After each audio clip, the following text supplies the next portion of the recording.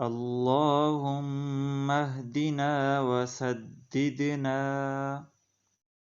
السلام علیکم ورحمۃ اللہ وبرکاتہ۔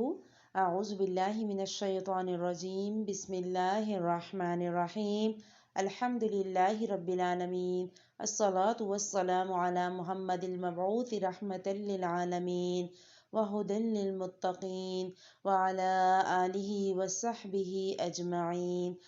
ہم دیکھیں گے سیرت النبی کے اس سیشن میں کہ اللہ کے نبی صلی اللہ علیہ وسلم کو کس طرح سے زہر دیا گیا اور کیسے انہیں زہریلی بکری کھلائی گئی۔ جب حالات کچھ پرسکون ہوئے اور خوف جاتا رہا تو یہود اپنی خباثت پر واپس پلٹ آئے۔ یہود کا طریقہ کار یہ ہوتا ہے کہ وہ کہیں نہ کہیں سے وار ضرور کرتے ہیں، لہٰذا انہوں نے کیا کیا، انہوں نے اللہ کے نبی صلی اللہ علیہ وسلم کے قتل کی سازش تیار کی۔ اپنے اکابر میں سے ایک شخص سلام بن مشکم کی بیوی کے ذریعے اللہ کے نبی صلی اللہ علیہ وسلم کو ایک زہر آلود بکری ہدیہ کی، اور اسے معلوم تھا کہ اللہ کے نبی صلی اللہ علیہ وسلم کو دستی کا گوشت بہت پسند ہے۔ دستی کہتے ہیں بازو کو، جو بازو کا گوشت ہوتا ہے وہ بہت پسند تھا آپ صلی اللہ علیہ وسلم کو، لہٰذا اس نے بازو میں زیادہ زہر ڈالا۔ اللہ کے نبی صلی اللہ علیہ وسلم نے اس بکری کا ایک لقمہ لے کر چبایا، پھر اسے تھوک دیا اور فرمایا انہا شاۃ مسمومہ، یہ زہر آلود بکری ہے۔ پھر آپ صلی اللہ علیہ وسلم نے اس عورت کو اور یہود سے دریافت کیا تو انہوں نے اپنے جرم کا اقرار کیا اور کہا کہ ہم نے سوچا اگر یہ بادشاہ ہے تو ہم اس سے راحت پا جائیں گے، اور اگر یہ نبی ہے تو زہر اسے نقصان نہ پہنچا سکے گا۔ اب یہاں پر رک کے ایک چیز سوچے کہ اللہ کے نبی صلی اللہ علیہ وسلم نے ایک لقمہ لیا۔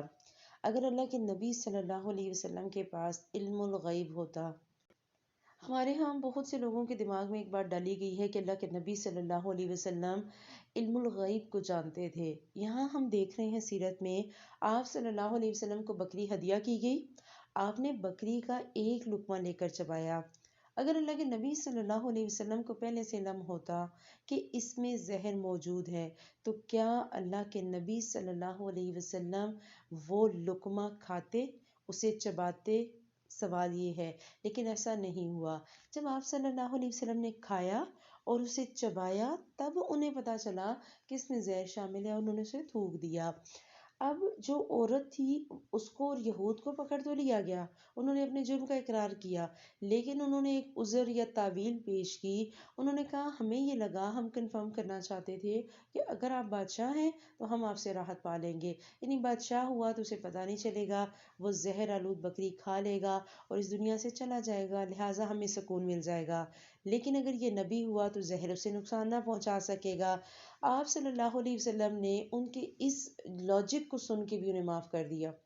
اصولاً تو سزا ملنی چاہیے تھی نا، ہمارے ہاں کوئی اس طرح قتل کا لاجک پیش کرے تو ہم فوراً سزا دیتے ہیں، لیکن آپ صلی اللہ علیہ وسلم نے اتنا درگزر کا معاملہ کیا، آپ صلی اللہ علیہ وسلم نے یہود کو بھی معاف کر دیا اور اس عورت کو بھی معاف کر دیا۔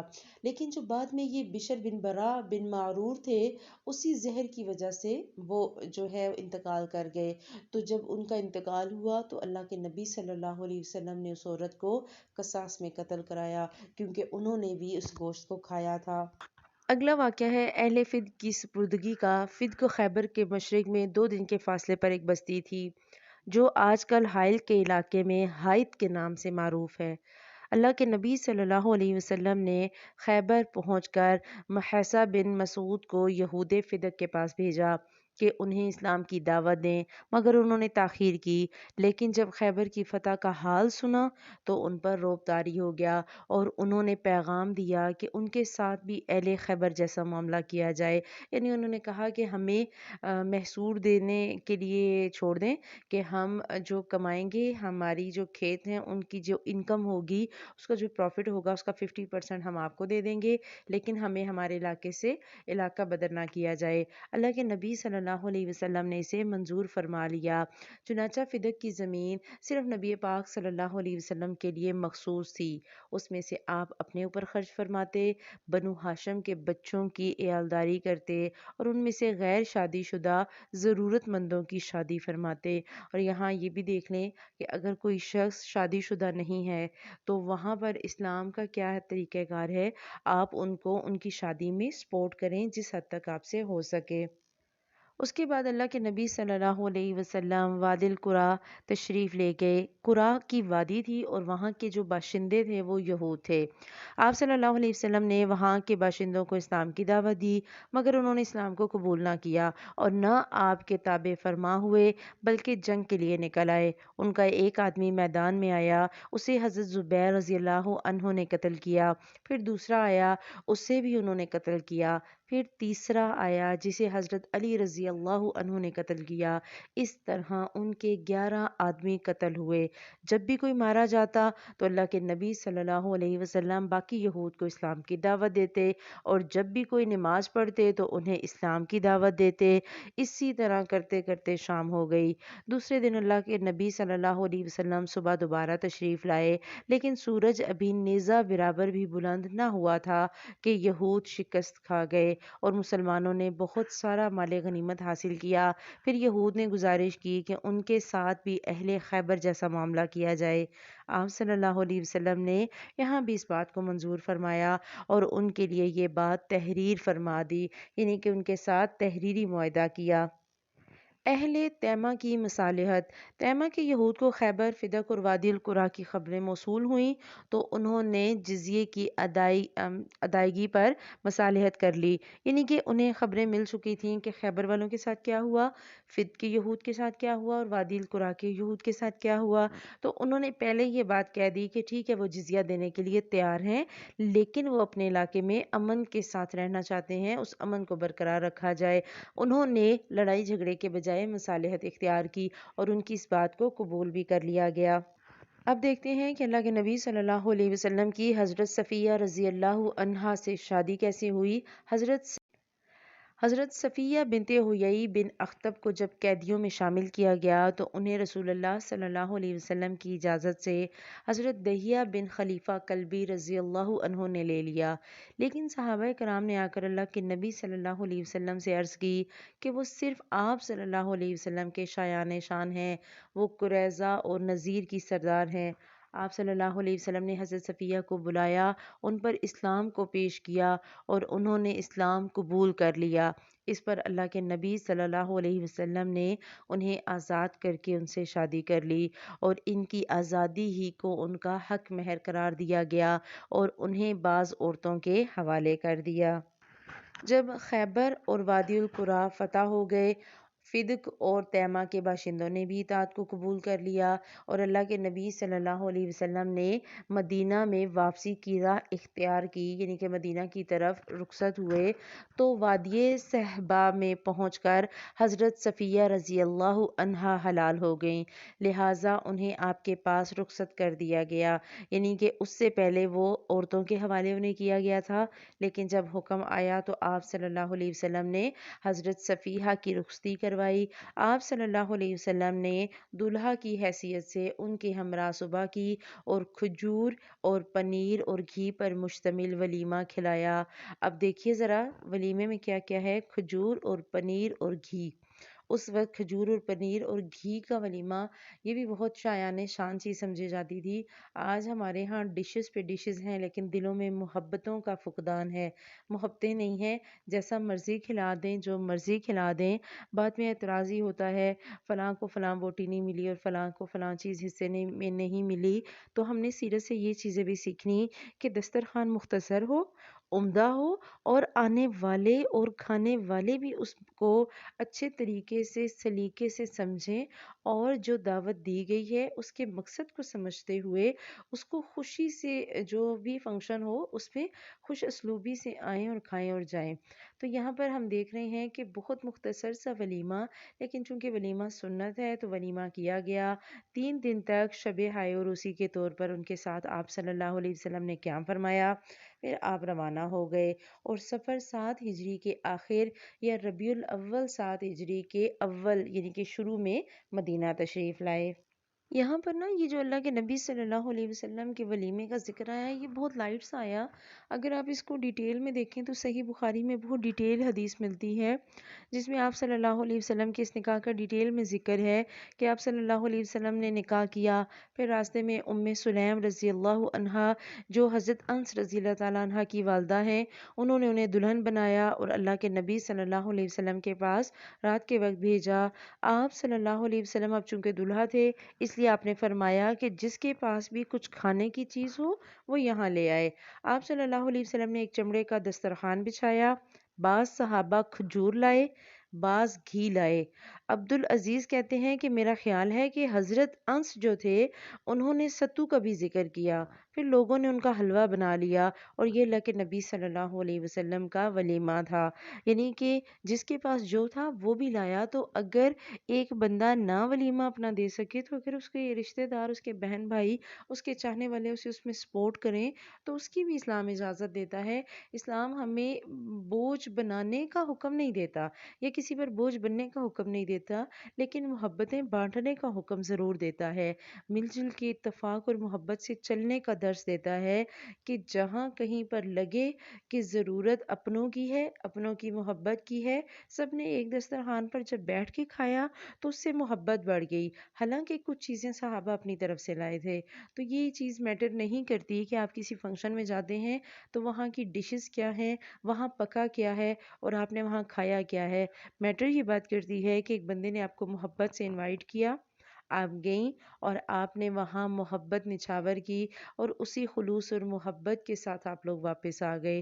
تو اسلام ہمیشہ محبتیں پروموٹ کرنے کا درس دیتا ہے، ہمیشہ محبتیں پھیلانے کا درس دیتا ہے۔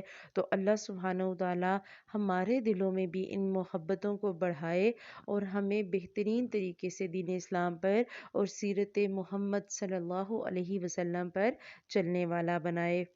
آگے دیکھتے ہیں غزوہ ذات القرا جمادی الاولیٰ 7 ہجری میں پیش آیا۔ خیبر سے مدینہ آ کر اللہ کے نبی صلی اللہ علیہ وسلم مطمئن ہو چکے تو انہوں نے سنا کہ بنو انمار، سلبہ اور محارب کے بدو اکٹھے ہو رہے ہیں۔ آپ صلی اللہ علیہ وسلم نے مدینے کا انتظام حضرت عثمان بن عفان رضی اللہ عنہ کو سونپا اور 700 صحابہ کی معیت میں مدینے سے 2 دن کے فاصلے پر واقع مقام نخل کا رخ کیا۔ وہاں بنو غطفان کی ایک جمعیت سے آمنا سامنا ہوا، دونوں فریق ایک دوسرے کے قریب آئے اور بعض نے بعض کو خوفزدہ کیا لیکن جنگ نہیں ہوئی۔ نماز کی اقامت کہی گئی تو اللہ کے نبی صلی اللہ علیہ وسلم نے صلاۃ خوف پڑھائی، یعنی ایک گروہ کو 2 رکعت نماز پڑھائی، پھر وہ لوگ پیچھے چلے گئے تو دوسرے گروہ کو 2 رکعت نماز پڑھائی۔ اس طرح آپ صلی اللہ علیہ وسلم کی 4 رکعت نماز ہوئی اور جو لشکر والے تھے ان کی 2 2 رکعت، اور یہی صلاۃ خوف ہے اور اس کی اور بھی صورتیں ہیں جو احادیث میں مروی ہیں۔ اور صلاۃ الخوف کی ڈیٹیل بھی صحیح بخاری میں احادیث نیچے مینشن کی گئی ہیں، آپ ان میں دیکھ سکتے ہیں کہ اللہ کے نبی صلی اللہ علیہ وسلم کے ساتھ غزوہ ذات الرقاع میں شریک تھے کچھ صحابہ، تو اللہ کے نبی صلی اللہ علیہ وسلم نے نماز خوف پڑھائی اور اس کی صورت کیا ہوئی کہ پہلے ایک جماعت نے آپ کی ابتدا میں نماز پڑھی، اس وقت دوسری جماعت مسلمانوں کی جو تھی وہ دشمن کے مقابلے پر کھڑی رہی۔ اللہ کے نبی صلی اللہ علیہ وسلم نے اس جماعت کو جو آپ کے پیچھے صف میں کھڑی تھی 1 رکعت نماز خوف پڑھائی اور اس کے بعد آپ کھڑے رہے۔ اس جماعت نے اس عرصہ میں اپنی نماز پوری کر لی اور واپس آ گئے اور دشمن کے مقابلے پر کھڑے ہو گئے۔ اس کے بعد دوسری جماعت آئی تو اللہ کے نبی صلی اللہ علیہ وسلم نے انہیں نماز کی دوسری رکعت پڑھائی جو باقی رہ گئی تھی، اور رکوع و سجدہ کے بعد آپ قعدہ میں بیٹھ گئے۔ پھر آپ نے ان لوگوں نے مطلب جو پیچھے آئے تھے جن کی نماز باقی رہ گئی تھی انہوں نے پوری کی اور آپ صلی اللہ علیہ وسلم نے ان کے ساتھ سلام پھیرا۔ اور آگے بخاری کی ہی ایک حدیث ہے 4133 جس میں آپ کو 31 اور 4133 4131 اور 4133 اس میں آپ کو ڈیٹیل مل جائے گی کہ نماز خوف میں امام قبلہ رخ ہو کر کھڑا ہوگا اور مسلمانوں کی ایک جماعت اس کے ساتھ نماز میں شریک ہوگی۔ اس عرصہ میں مسلمانوں کی دوسری جماعت دشمن کے مقابلے پر کھڑی ہوگی، انہی کی طرف منہ کیے ہوئے۔ امام اپنے ساتھ والی جماعت کو پہلے 1 رکعت پڑھائے گا، اور 1 رکعت پڑھنے کے بعد پھر یہ جماعت کھڑی ہو جائے گی اور خود امام کے بغیر اسی جگہ 1 رکوع اور 2 سجدے کر کے دشمن کے مقابلے پر جا کر کھڑی ہو جائے گی جہاں دوسری جماعت پہلے سے موجود تھی۔ اس کے بعد امام دوسری جماعت کو 1 رکعت نماز پڑھائے گا۔ اس طرح امام کی 2 رکعت پوری ہو جائیں گی اور یہ دوسری جماعت 1 رکوع اور 2 سجدے خود کرے گی۔ اور اللہ کے نبی صلی اللہ علیہ وسلم نے یہ جو صلاۃ الخوف تھی وہ اپنی 7ویں سال یا کہا جاتا ہے کہ شاید 7ویں غزوے میں پڑھائی۔ تو صلاۃ الخوف کا طریقہ ہم نے دیکھا۔ پھر اللہ سبحانہ و تعالیٰ نے دشمن کے دل میں رعب ڈال دیا اور آپ صلی اللہ علیہ وسلم نے اس رعب اور خوف کی وجہ سے ان کے دلوں پر اتنا زیادہ خوف طاری ہو گیا کہ انہوں نے گھٹنے ٹیک دیے اور اللہ کے نبی صلی اللہ علیہ وسلم مدینہ واپس آ گئے۔ اس غزوے کا نام اس لیے ذات الرقا پڑ گیا کہ مسلمانوں کے قدم پیدل چلنے کی وجہ سے زخمی ہو گئے اور انہوں نے ان پر چیتھڑے لپیٹ لیے۔ اور چیتھڑے کیا ہوتے ہیں؟ وہ دیکھیں کپڑے کے جو رف جو پیسز ہوتے ہیں انہیں چیتھڑے کہتے ہیں، پھٹے ہوئے کپڑے۔ تو چیتھڑے جو ہیں انہیں عربی میں رقا کہا جاتا ہے اور یہ بھی کہا جاتا ہے کہ اس علاقے کی جو زمین تھی وہ اور پہاڑ مختلف رنگوں کے تھے، لہٰذا وہ بھی پیوند لگے ہوئے تھے، انہیں بھی رقا کہا جاتا ہے۔ اس وجہ سے ہی اس غزوے کا نام رقا رکھا گیا۔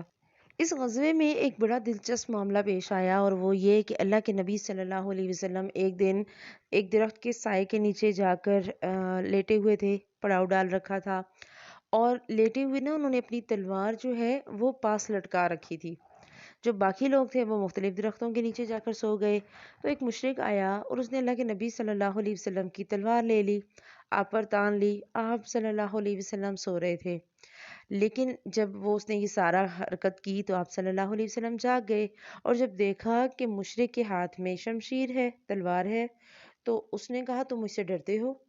آپ صلی اللہ علیہ وسلم نے فرمایا لا، نہیں۔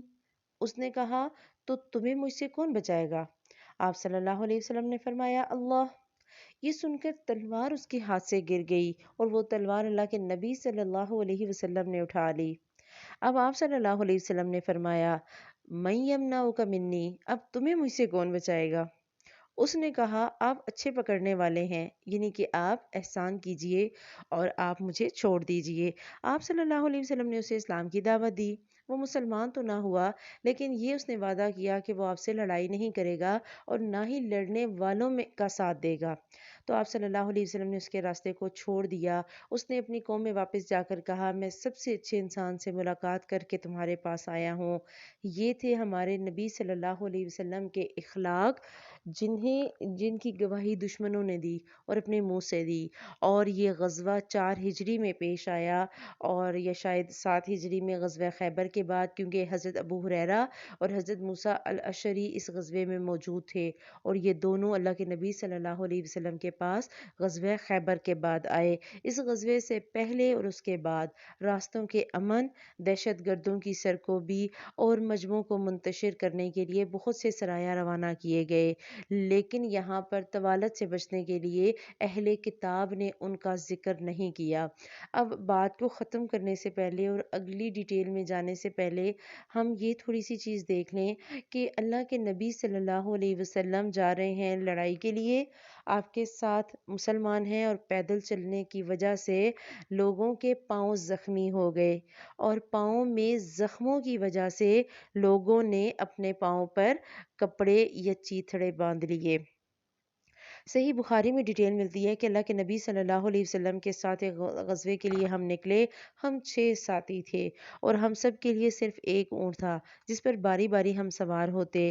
پیدل طویل اور پرمشقت سفر کی وجہ سے ہمارے پاؤں پھٹ گئے اور جو راوی ہیں وہ کہتے ہیں میرے پاؤں بھی پھٹ گئے، ناخن بھی جھڑ گئے تھے، لہٰذا ہم قدموں پر کپڑے کی پٹی باندھ باندھ کر چل رہے تھے۔ اسی لیے اس غزوے کا نام غزوہ ذات الرقا پڑا کیونکہ ہم نے قدموں کو پٹیوں سے باندھ رکھا تھا۔ اب ذرا یہاں پر سٹے کر کے دیکھیں کہ کیا کبھی ایسا ہوا کہ دین کے لیے اللہ سبحانہ و تعالیٰ کی ذات کے لیے یا اپنے پیارے حبیب صلی اللہ علیہ وسلم کی سنت کو اور سیرت کو بلند کرنے کے لیے کبھی ہمارے قدموں میں بھی چھالے پڑے؟ کبھی ایسا ہوا کہ ہم نے بھی تھکنے کے باوجود ایک کلاس سے دوسری کلاس لی، ایک درس کے بعد دوسرا درس اٹینڈ کیا؟ کیا کبھی ایسا ہوا کہ شدید تھکاوٹ کے باوجود بھی ہمارا دل کیا؟ آپ اپنے آپ کو سوچیں، ہر بندہ اپنی ذات پہ لے کر جائے، کیا کبھی ایسا ہوا کہ اتنا تھکنے کے باوجود میری یہ حالت ہوئی کہ مجھے مسجد جاتے ہوئے پاؤں میں چھالے بنے، مجھے درس سنتے ہوئے جاتے ہوئے میرے وہاں بیٹھ کر میرے پاؤں میں تکلیف ہوئی؟ بعض دفعہ ہوتا ہے نا کہ آپ کہیں پر درس سننے جاتے ہیں، کلاس لینے جاتے ہیں، کچھ لوگ نیچے نہیں بیٹھ سکتے، کچھ لوگ کمفرٹیبل نہیں ہوتے نیچے بیٹھنے میں، لیکن وہ درد اس لیے برداشت کرتے ہیں کہ انہوں نے اس درس سے اچھی چیزیں حاصل کرنی، کوئی نہ کوئی نئی بات لینی۔ تو کیا ہمارا یہ حال ہے؟ کیا آج ہم اس ایمان کو اپنے اندر محسوس کر سکتے ہیں کہ سیرت پڑھتے ہوئے صحابہ کے اور اللہ کے نبی صلی اللہ علیہ وسلم کے قدموں میں چھالے بن رہے ہیں؟ اور کیا ہم وہ اس حد تک قربانی اسلام کے لیے دے سکتے ہیں؟ اللہ سبحانہ و تعالیٰ سے دعا کریں، اللہ سبحانہ و تعالیٰ ہمیں اسلام پہ ایسے ثابت قدم رکھے، ہمارے پاؤں اور ہمارا جسم بھی تھکے اسلام کے لیے، اللہ سبحانہ و تعالیٰ کے دین کے لیے، اور ہمارے پاؤں بھی گواہی دیں، ہمارا جسم بھی گواہی دے کہ ہم نے حد الامکان کوشش کی اس دین پر خود بھی چلنے کی، خود بھی پڑھنے کی، خود عمل کرنے کی، اور پھر آگے دوسروں تک پہنچانے کی بھی۔ ایک بہت پیاری سی دعا کے ساتھ بات کو ختم کروں گی۔ رب اعنی ولا تعن علی وانصرنی ولا تنصر علی وامکر لی ولا تمکر علی واہدنی ویسر لی الہدی وانصرنی علی من بغی علی رب اجعلنی لک شکارا لک ذکارا لک رحابا لک مطواعا لک محبتا الیک اواہا منیبا رب تقبل توبتی واغسل حوبتی وأجب دعوتي وثبت حجتي وسدد لساني واہد قلبی واسلل سخیمۃ صدری۔ اے میرے پیارے اللہ کریم، آپ میری مدد فرمائیے اور میرے خلاف کسی کی مدد مت کریے، مجھے غلبہ دے دیجئے اور میرے اوپر کسی کو غلبہ نہ دیجئے، میرے لیے تدابیر کیجئے اور میرے خلاف تدبیر نہ کیجئے، مجھے ہدایت دے دیجئے اور میرے لیے ہدایت کو آسان بنا دیجئے۔ آپ میری مدد کیجئے اس کے خلاف جو مجھ پر زیادتی کرے، اور اے میرے پیارے رب کریم، مجھے اپنا بہت ہی زیادہ شکر کرنے والا، اپنا بہت ہی زیادہ ذکر کرنے والا، اپنی ذات سے بہت زیادہ خشیت رکھنے والا، اطاعت کرنے والا اور انتہائی عاجزی کرنے والا بندہ بنا دیجئے۔ مجھے اپنی طرف آہیں بھرنے والی بندی بنائیے، آپ کی طرف رجوع کرنے والی۔ اے میرے پیارے اللہ کریم، میری اس توبہ کو قبول فرمائیے، میرے گناہوں کو دھو دیجئے، میری دعاؤں کو قبول فرما لیجئے، میری دلیل کو ثابت کر دیجئے، میری زبان کو سیدھا رکھیے اور میرے دل کو ہدایت دے دیجئے اور میرے سینے سے کینہ نکال دیجئے۔ اللہ سبحانہ و تعالیٰ ہم سب کے دلوں کو پاک کریں اور ہمارے دلوں میں اس سیرت کو اور اس قرآن کو اور اس کلام کو اتاریں۔ سبحانک اللہم و بحمدک نشہد ان لا الہ الا انت نستغفرک و نتوب الیک۔ السلام علیکم ورحمۃ اللہ وبرکاتہ۔ حب القرآن